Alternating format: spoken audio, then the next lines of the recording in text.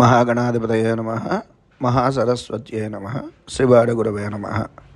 ఈ రోజున మనము మకర సంక్రాంతి రోజు చిన్న దానము చేసి దాని వలన పాపములు కష్టముల నుంచి బయటపడేటువంటి ఒక మార్గాన్ని చెప్తాను.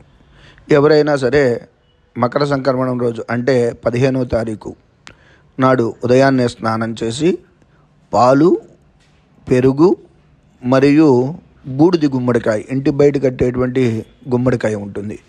ఆ గుమ్మడికాయని సూర్యుడికి, పితృదేవతల ప్రీతిగా ఎవరైతే దానము చేస్తారో వారికి ఈ సంవత్సరము పాటు కలిగేటువంటి కష్టములన్నీ కూడా తొలగి ఇంతకుముందు సంవత్సరంలో చేసినటువంటి పాపములు కూడా నివృత్తి జరుగును. ఇది పెద్దల ద్వారా పురాతన కాలం నుంచి చెప్పేటువంటి విధానము. శుభం మీ భవ మంత్ర.